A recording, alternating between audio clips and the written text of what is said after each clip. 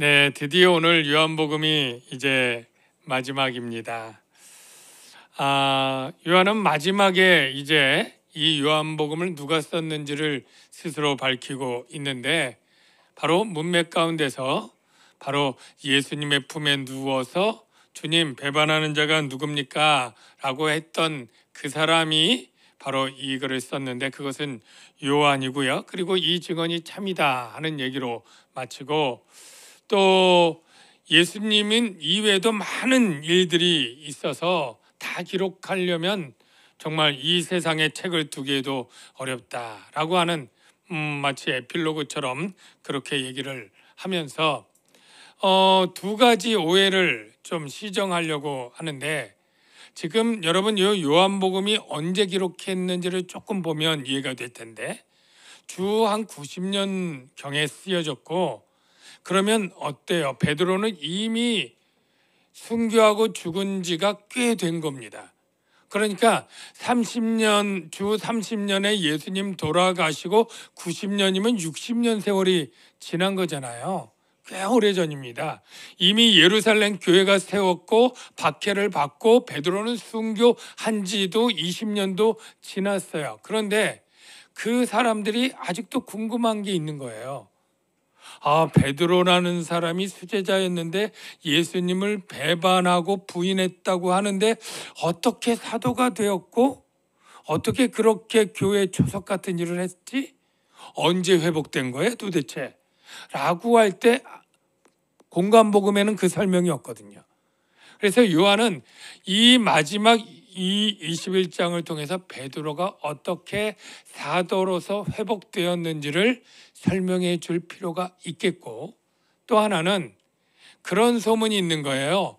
요한이 다 제자들 죽고 그 부활하신 사람 다 죽는데 혼자 살아 있으니까 사람들이 예수님이 요한은 죽지 않는다고 얘기를 했대. 그런 소문이 도는 거예요. 그래서 그 이유를 설명하면서 주님이 그때 베드로가 이 사람은 어떻게 되겠습니까? 라고 물었을 때 예수님이 내가 올 때까지 그를 머물게 하고자 할지라도 내게 무슨 상관이냐? 너는 나를 따르라. 이 말은 나를 죽지 않겠다라고 말한 게 아니라 그럴지라도 무슨 상관이 있느냐? 방점은 너는 너만을 생각하고 네 맡겨진 일에만 충성을 다하면 되지 왜 다른 사람 그 인생에 대해서 네가 관심을 갖느냐? 이런 뜻이었다라는 것을 설명을 해주는, 그게 필요하다 생각해서 두 가지를 설명을 합니다. 제가 이야기를 먼저 꺼낸 것은 이 본문의 오늘 주제와는 상관없지만 혹 궁금하실 분들이 있기 때문에 먼저 설명을 하고 이제 오늘 이 사건의 주제에 대해서 이제 여러분에게 말씀을 드리려고 하는데요.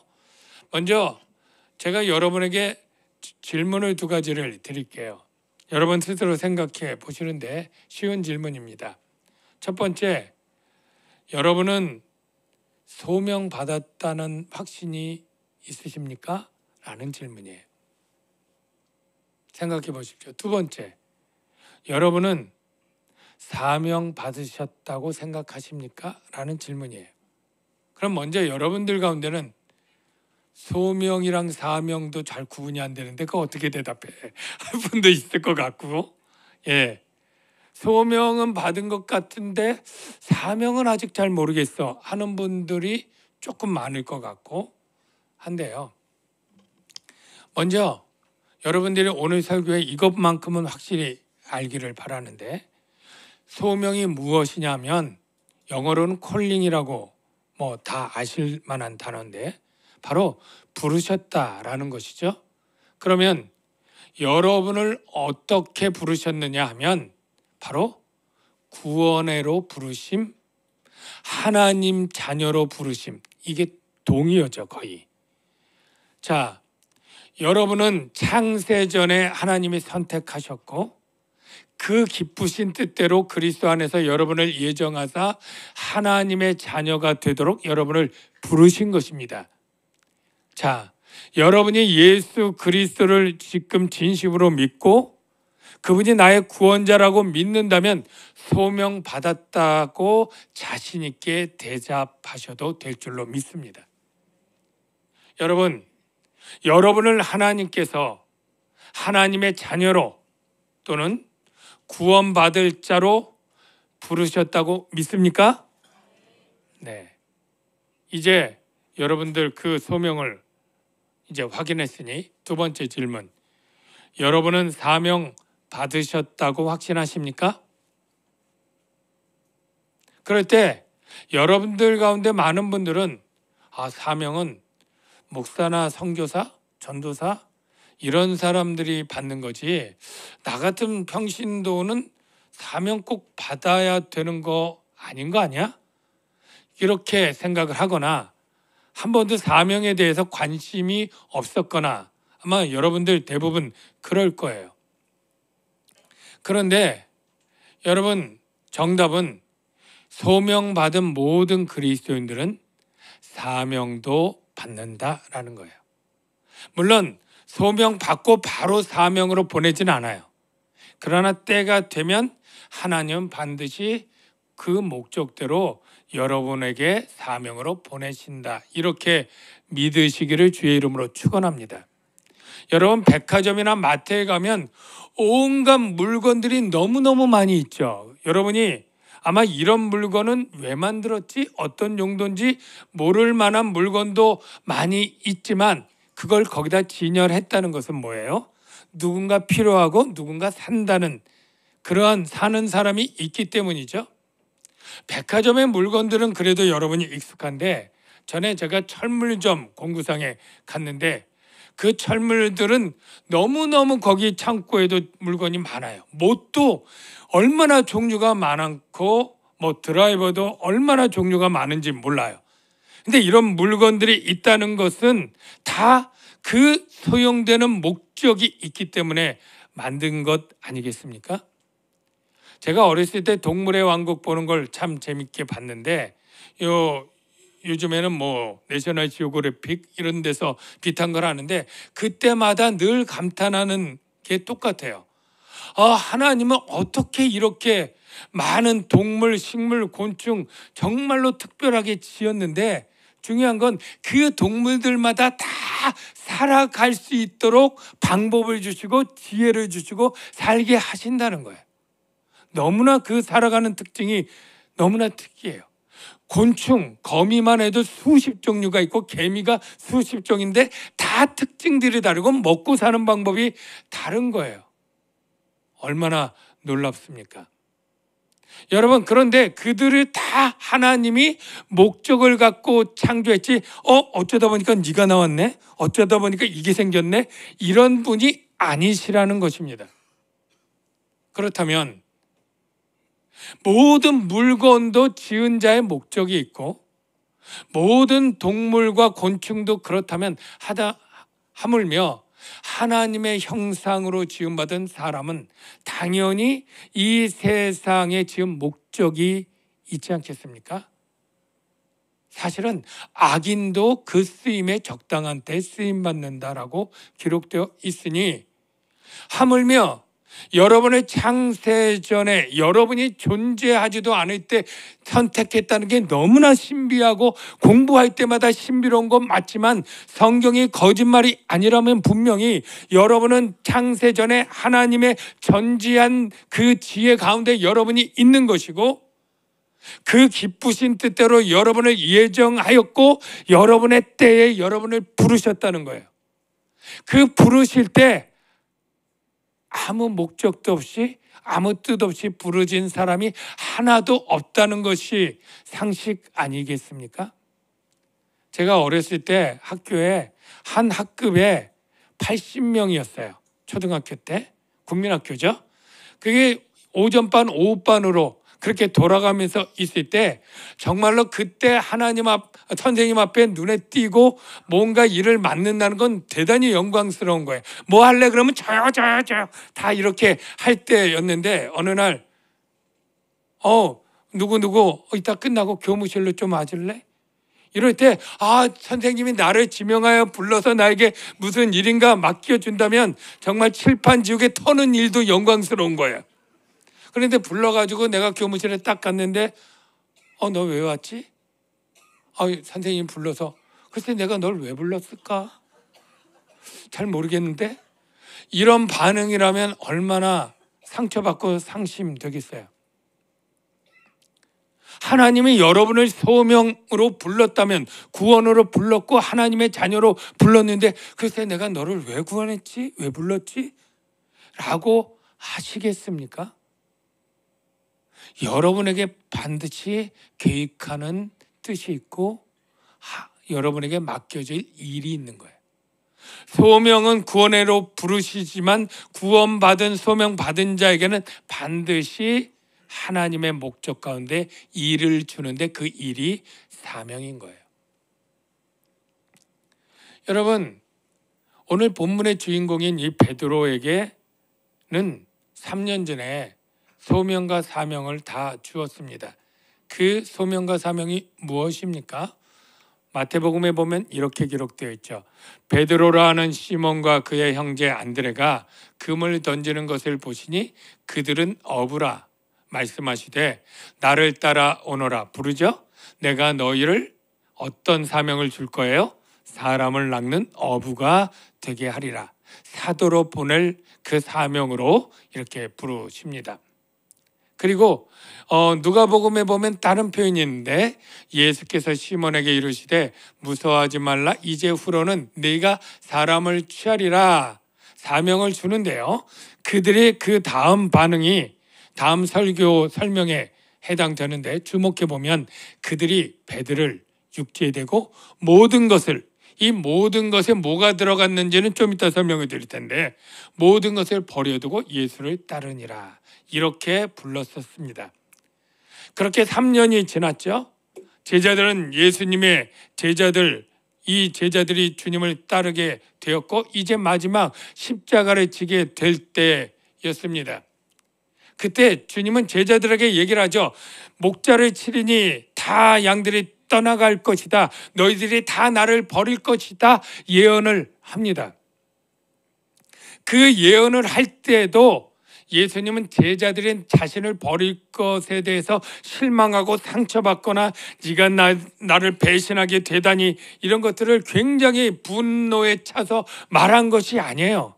주님은 이미 창세 전에 그들을 선택할 때부터 그 일을 이미 다 알고 계셔요. 그런데 베드로는 이것도 모르고 주여 다른 이들이 다 버릴지라도 나는 결코 주님을 버리지 않겠습니다. 호언장담을 하더니 나는 주님이 오게 가는데도 죽는 데에도 따라가겠습니다. 그러니까 다른 제자도 다 저도 그렇게 하겠습니다. 이렇게 얘기를 할 때 이런 가증스러운 놈들, 내가 곧 너희들이 다 도망갈 걸 아는데 뭔 소리야? 왜 위선적이야?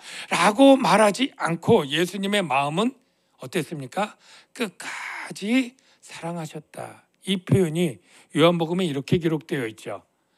자기가 아버지께로 돌아가실 때가 이른 줄 아시고 세상에 있는 자기 사람들을 사랑하시되 끝까지 사랑하시느니라. 제자들은 펄쩍 뛰고 베드로가 펄쩍 뛰었을 때 절대 그런 일 없다고 할 때 예수님은 끝까지 사랑하기 때문에 베드로에게 이런 말을 해줘요. 시몬아 시몬아 보라 사탄이 너희를 밀가부르듯 하려고 요구했지만 내가 너희를 위하여 내 믿음이 떨어지지 않기를 기도하였노니 너는 돌이킨 후에 내 형제를 굳게 하라. 이렇게 얘기를 하시죠. 그러나 아다시피 베드로는 대제사장 집들의 이른 새벽에 추워서 숯불을 켜놨을 때 거기서 겹불을 쬐고 있다가 거기 있던 여종들과 사람들이 너도 그 제자 아니냐? 네 말투가 너를 증명한다. 너도 갈릴리 사람이다. 내가 내 친척 귀를 잘릴 때 너를 봤다 라고 할 때 밀려서 나는 아니요 라고 세 번째는 부인하고 저주하면서 내가 제자면 내 손에 장을 지져라 하는 식으로 아주 부인을 했던 것이죠. 자, 그리고 나서 예수님이 부활했어요. 예수님 부활하니까 감격 속에서 마냥 기뻐했던가요? 그들이 야 주님 부활하셨다, 이제 전도하러 나가자, 그리고 나갔나요?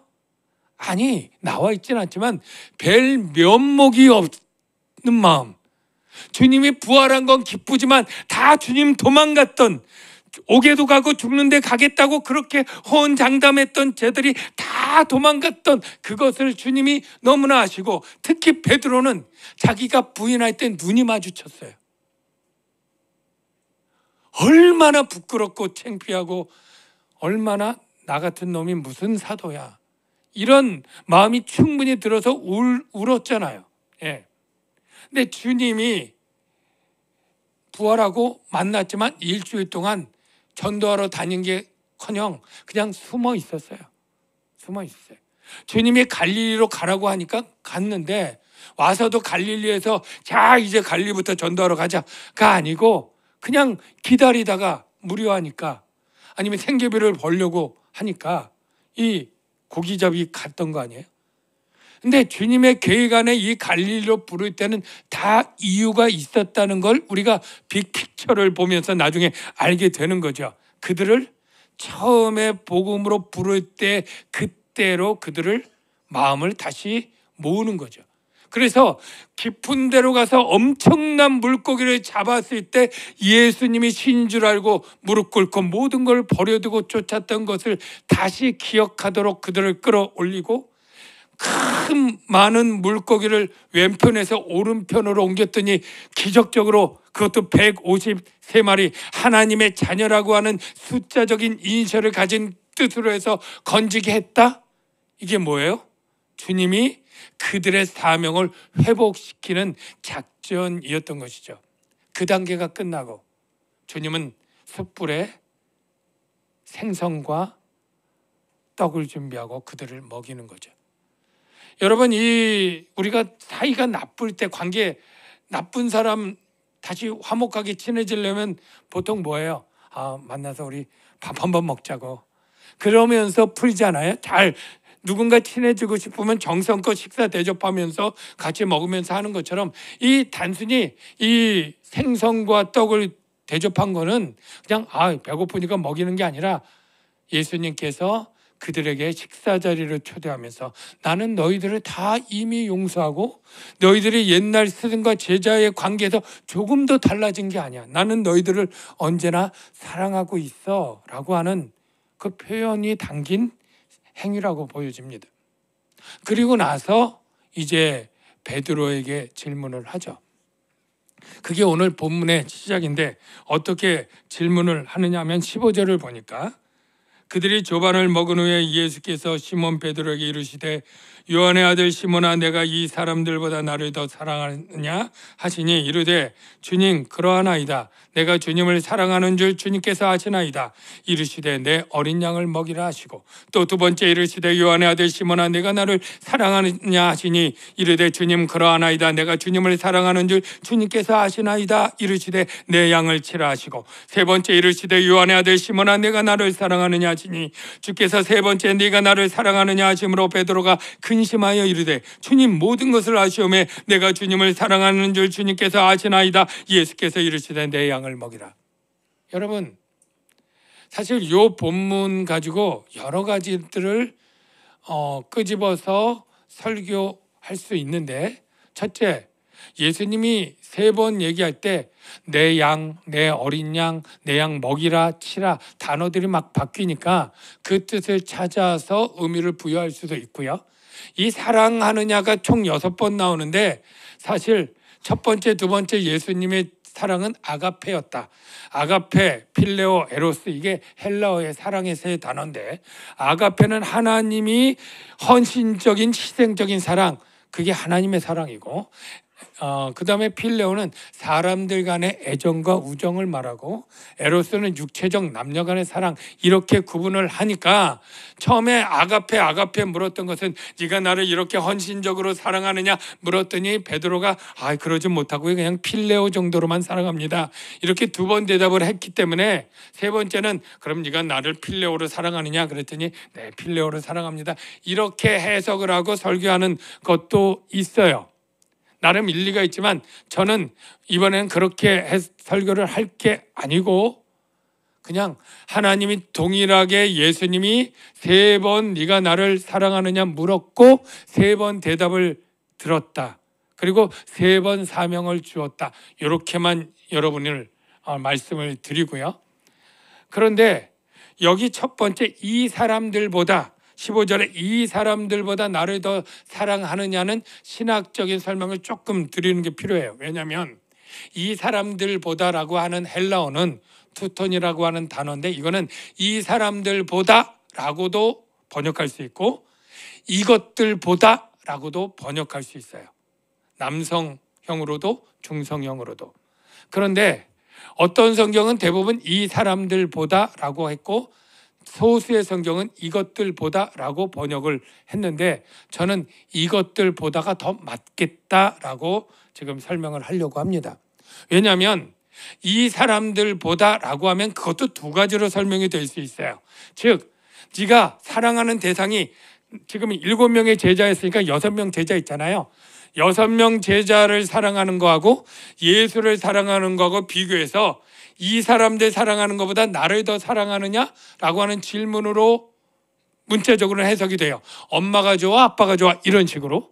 그때 예수님을 이 사람들보다, 내가 친구들보다, 내가 동료들보다 주님 더 사랑합니다 라고 대답한 것으로 해석할 수 있어요. 또는 이 사람들하고 나하고 경쟁자가 돼서 예수님을 사랑하는데 이 사람들이 예수님을 사랑하는 일보다 내가 예수님을 사랑하는 일이 더 크냐라고 묻는 질문으로도 해석이 돼요. 근거는 베드로가 호언장담하기를 내가 다른 사람이 다 주를 버릴지라도 나는 결코 버리지 않겠나이다, 이 말은 다른 제자들과 충성심 경쟁하는 것처럼 얘기를 하는데, 그 질문을 다시 꼭 집어서 너 정말로 이 사람들이 날 사랑하는 것보다 네 사랑이 더 크고 특별해? 그거 맞아? 라고 질문하는 것처럼 해석이 되는 거죠. 그런데 그렇다면 베드로가 그러하외다 이렇게 대답할 수 있을까? 아니, 제자들보다 더 내가 사랑합니다 라고 말했지만 그는 더 주님을 부인했잖아요. 그러니까 그러하외다라고 말을 할 수가 없을 것 같아요, 그러면. 그런데 이것들보다라고 하니까 이것들은 뭐냐면 거기 배, 그물, 물고기, 그리고 그가 어부로서 살았을 때 해야 될 어떤 권리들, 이런 것들이 다 포함되는데, 첫 번째 소명할 때 사건을 보자 이거예요. 그때 큰 물고기를 받았으니 그 물고기 빨리 수산업협동조합에 가서 싱싱할 때 팔아야 되잖아요. 예. 팔고 돈 가지고 계속 배도 수리하고 그물도 하고 뭐 하고 해야 되는데, 주님이 딱 묻잖아요. 너 이제 나를 따르라. 사람은 낚는 어부로 내가 너를 전업시켜 줄게 라고 할 때 그들은 고민을 해야 되는 거죠. 뭐라고? 내가 계속 어부로서 배와 물고기와 금을 가지고 이 수산업자로서 이 만약에 조건이 있으면 배를 그물을 칠 권리나 그런 것들을 가지고 내가 판매하고 거기 조합에 있는 이 모든 것들을 포기할 것이냐, 아니면 사도로서 주님을 따를 것이냐. 그때 그들은 결정했다는 거죠. 사도로서 주님을 따르기로. 그런데 지금 뭐예요? 지금은 다 그 사명이 다 흐지부지 된 거잖아요. 내가 주님을 부인하고 내가 나같이 주님을 거절하고 도망간 우리들이 어떻게 우리가 사명을 감당할 수 있겠어? 이미 체면은 떨어질 대로 떨어져서 주님 버리고 도망간 자들, 주님 부인한 자들이라고 하는 걸 세상이 다 알게 됐는데, 우리도 알고 남도 알고 나중에 다 알게 될 텐데 내가 어떻게 얼굴 들고 감히 사도로서 이 사명을 감당할 수 있어? 우리는 못해. 우리는 자칫하면 그냥 다시 옛날 업으로 가야 될 판이야 라고 스스로 자조 섞인 한숨을 쉬고 있는 그 상황에 주님이 다시 묻는 거예요. 너 이 모든 것들 다 버려두고 나를 쫓을 만큼 나를 사랑하느냐? 그럴 때 그들이 그렇습니다. 주님을 사랑합니다. 그런데 달라진 태도가 있어요. 전에 같으면 나는 결심하고 각오해서 주님을 따르겠습니다가 아니라 내가 사랑하는데 내 마음 나도 모르는 것 압니다. 내 의지와 내 결심만으로 내가 자신 있게 주님을 따른다는 말을 차마 못하고 내 미래는 주님께 있고 내 마음도 주님이 아십니다. 주님이 아십니다 라고 겸손하게 고백을 하는 거예요. 그럴 때 주님은 다시 사도로 사명을 하죠. 내 양을 먹이라. 왜 3번 물었는지는 짐작되시죠?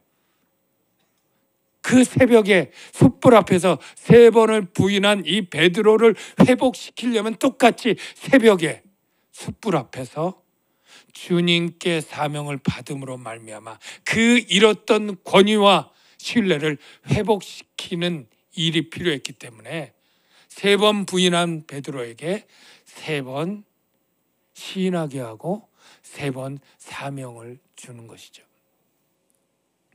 저는 여기서 깨닫는 것이 베드로가 나중에 어떻게 되느냐면 주님을 따라서 정말로 그 이름 게바, 베드로 다 아람어, 헬라어로 반석이라는 뜻이잖아요. 교회의 반석이 되는 역사를 일으킵니다. 다음 넘어가면 바로 사도행전인데 오순절 성령이 임할 때 사람들이 야 저들이 되나 될 수 있겠냐 뭔 소리냐 할 때 베드로가 나가서 설교하는데 그 설교가 진리의 성령이 임한 자에게 나오는 정말로 역사를 꿰뚫고 복음의 핵심을 딱 전하니까 그때 가슴을 치면서 회개한 사람이 몇 명? 몇 명? 손을 이렇게 하고 있잖아요. 몇 명? 5,000명. 아니 정말 사람 한 명 회심시키는 것도 어려운 거예요. 한 명 우리 가족 누군가 회심시키려고 10년 20년 기도해도 목사님 우리 어머니 어떻게 해요? 우리 할머니 어떻게 해요? 하는데 한 번의 성령의 역사로 복음을 전할 때 5,000명이 회개하고 돌아온 거예요. 유대인들이. 그리고 그 다음에 안진뱅이 성전 민문에 있는 안진뱅이에게 복음을 전할 때 그때 몇 명? 3,000명. 예. 이래서 예루살렘 교회가 든든히 서서 온 민족 안디옥 교회로 세계 교회로 정말 교회가 세워질 초석을 반석이라고 한 이름을 가진 그 베드로가 이루어내요. 그런데 제가 말씀드린 건 베드로가 위대하다가 아니고 베드로가 능력 있다가 아니고 그렇게 한 분이 누구냐? 바로 예수님이 하시는 거예요. 예수님이 부르셨고 다 때려치고 나 고기나 잡으러 갈래 그렇게 할 상황에 직면한 그 베드로를 쫓아가서 갈릴리에서 세팅해서 똑같이 그들에게 다시 그 사명감을 고취시키고 잃었던 용기를 회복시켜주고 담대하게 복음 싣고 나갈 수 있도록 그를 다시 부르시고 성령의 권능으로 그를 임하게 하사 그 일을 하신 것 누구요? 하나님이에요.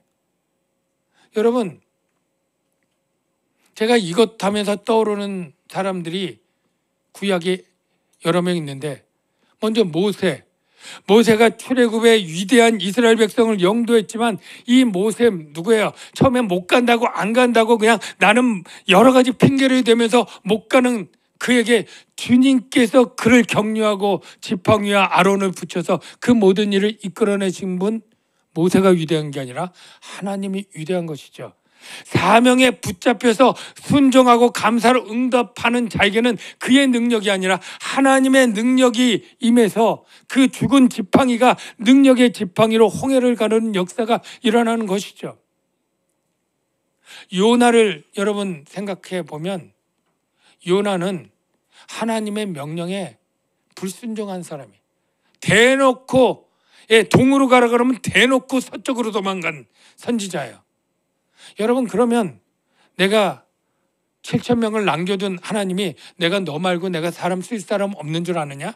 부르면 올 사람 너무나 많아. 그리고 다른 선지자 불러서 니느웨로 보내면 돼요. 근데 주님이 그러진 않아요. 배 타고 다시스로 도망가는데 주님이 쫓아가십니다. 물론 주님은 어디에나 계시기 때문에 쫓아가지 않아도 되지만 표현이 그런 거예요. 쫓아가시는 거예요. 배 타고 도망갈 때 따라가십니다. 풍랑을 일으켜요. 그 배가 요동해서 요나가 물속에 바다에 던지고 물고기에게 들어갈 때 그 물고기 잡아서 토해내게 하신 게 우리 하나님이세요. 그리고 다시스로 보내서 하나님의 위대한 구원의 사명을 이루게 하시는 거죠. 여러분, 하나님은 우리를 부르셨습니다. 구원으로 부르셨고 하나님의 자녀로 부르셨습니다. 믿으시면 아멘. 그러면 하나님은 여러분에게 난 너 왜 불렀는지 모르겠다 이러실 분이 아니고 반드시 여러분에게 일을 맡기시고 일을 하실 계획이 있으세요. 그것은 물론 때는 몰라요. 베드로 부르자마자 사도로 보낸 건 아니니까요. 훈련의 기간이 있고 연단의 기간이 있고 여러분을 통해서 하실 일이 있는데 목사, 선교사, 장로님, 권사님 뿐이 아니라 여러분이 평신도로서 직장에서 가정에서 그 어딘가 하나님은 여러분을 향한 위대하고 놀라운 계획들이 다 있고 그게 사명으로 주어진 것이에요. 여러분이 그 일을 찾으시면 여러분은 감사와 순종으로 응답하시면 돼요. 하나님의 부르심에는 후회하심이 없느니라. 하나님은 실수로 여러분을 부르신 것도 아니고 여러분에게 잘못된 일을 잘못 맡겨서 여러분이 하지 못하도록 할 일을 맡기시는 분도 아니십니다. 완전하신 그 하나님은 여러분에게 가장 좋은 길로 최선의 것들로 맡기시고 최선의 때에 여러분에게 주실 때에 아멘으로 응답하시고 여러분이 그 일을 이루실 때는 반드시 입으로만 주님이 하셨습니다, 속으로는 내가 했지 이런 마음이 아니라 정말 진심으로도 하나님이 하셨고 나를 인도하셨지. 제가 목사가 된 것 나중에 간증할 일이 있겠지만 저는 목사 할 생각 전혀 안 했던 사람이고요. 그의 길을 갈 때 중간에 그만두고 싶고 나도 장사하러 가겠다고 했던 때가 있었지만 주님은 저를 부르시고 이 자리에 서게 하셨습니다. 저는 저뿐 아니라 여러분의 모두에게도 하나님의 선한 뜻이 있고 사명이 있어요. 그것들을 감당하시고 하나님을 영화롭게 하는 여러분들 되시길 주의 이름으로 축원합니다. 이 시간에 우리가 부를 찬양이 있는데 하나님의 부르심에는 후회하심이 없다. 하나님이 가장 완전하고 선하신 길로 인도하신다. 목사, 선교사뿐 아니라 여러분에게도 그렇습니다. 여러분 가정에, 직장에 위대하고 선한 일들이 있어요. 내가 감사와 순종으로 따르겠습니다 라고 할 때 하나님은 여러분을 통해서 사람이 볼 때 큰 일만은 아닐 거예요. 그러나 그 일을 통해 하나님은 기뻐하시고 영광 받으실